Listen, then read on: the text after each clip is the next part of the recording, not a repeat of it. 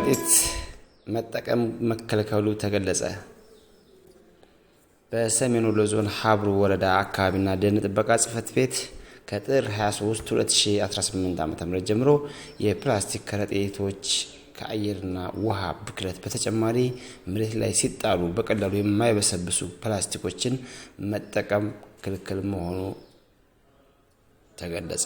የኢፌዴሪ ሕዝብ ተወካዮች ምክር ቤት ባጸደቀው የደረቅ ቆሻሻ አያያዝና አወጋገድ አዋጅ ቁጥር 1383/2017 አንድ ጊዜ ብቻ አገልግሎት የሚሰጥ ስለ ፕላስቲክ ከረጢቶች የሚከለክለው አዋጅ ከጥር 23 2018 ዓ.ም ጀምሮ ተግባራዊ እንደሚሆን የሀብሮ ወረዳ አካባቢና ደን ጥበቃ ጽሕፈት ቤት ለአካባቢው ማህበረሰብ አስታውቋል። የሀብሮ ወረዳ አካባቢና ጥበቃ ደን ጽሕፈት ቤት ኃላፊ አቶ ውብሸት ሰይድ ንጹህና ጤናማ በሆነ አካባቢ የመኖር ህገ መንግስታዊ መብትን ለማረጋገጥ እየተወሰዱ ካሉ የተለያዩ እርምጃዎች አፈርና ውሃን አየርን በመበከል በሰው ጤና ላይ ጉዳት የሚያደርሱ አንድ ጊዜ ጥቅም ላይ የሚውሉ የፕላስቲክ ከረጢቶችን ማምረት ወደ ሀገር ማስገባት እና መሸጥን አዋጅ እንደሚከለክልና በህግ እንደሚያስቀጣ ገልጿል። ኃላፊው አያይዘው ማንኛውም የአካባቢ ነዋሪ በቀላሉ ወደ አፈርነት የሚቀየሩ ተኪ ምርቶችን በመጠቀም የአካባቢያችሁን ንጽህና በመጠበቅ የድርሻችሁን እንድትወጡ በማለት ተናግረው ከጥር 23 2018 ዓ.ም ጀምሮ ማንኛውም ግለሰብ የፕላስቲክ ከረጢቱን በእጁ ይዞ የተገኘና ሲሸጥ የተገኘ ህጋዊ እርምጃ እንደሚወሰድበት ገልጸዋል። ጥር 23 2018 ጀምሮ የስስ ፕላስቲኮችን ወይም ስስ ፔስታሎችን ይዞ መገኘት በህግ እንደሚያስቀጣ የተነገረ ነገር አለ እና እሱን እንደ ወረዳችን በወረዳ ደረጃ ከጥር 23 ጀምሮ 2018 ላይ በህዝብ ተወካዮች ምክር ቤት የጸደቀ ነገር አለ።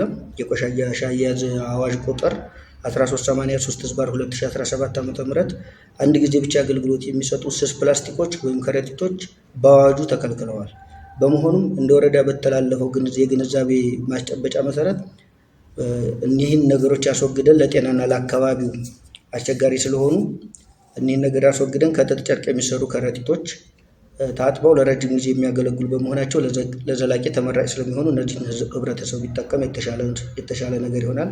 ከካኪ ወረቀት የሚሰሩ ምርቶች በተለይ ለደረቅ እቃዎችና ለምግብ ነክ ግብይቶች ውጤታማ ስለሚሆኑ ማህበረሰቡ እነዚህን ቢጠቀሙ የተሻለ ነው። የመንግስት ድጋፍና ማበረታቻ ህጉን ተግባራዊ ለማድረግ መንግስት የሚከተሉትን ዝርዝር ሀሳቦች ያቀረበ ነው። ከቀረጥ ነፃ መብት ተኪ ምርቶችን የሚያመርቱ ማሽኖች ወደ ሀገር ውስጥ ለማስገባት ከቀረጥ ነፃ መብት ሰጥቷል።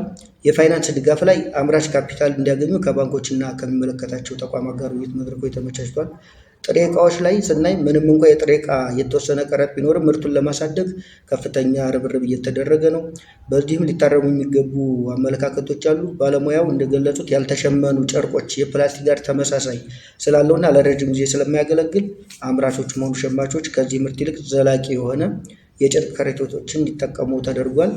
በዚህም መሰረት ማህበረሰባችን ይህን ግንዛቤ ወስዶ አካባቢያችንን ጽዱ በማድረግ የተለያዩ በሽታዎችን የአፈር ለምነትንም ሊያበላሹ ስለሚችሉ ከእነዚህ ነገሮች ተቆጥበው እንዲሰሩ ጥሪ ያስተላልፈናል። ተቋሙ ከሚመለከታቸው አጋር አካላቶች ጋር በመቀናጀት አዋጁን መሰረት ያደረገ አፈጻጸም በመከተል እንደሚሰሩና ሁሉም ባለድርሻ አካላቶችም የበኩላቸውን ድርሻ እንድትወጡ ሲሉ አሳስበዋል።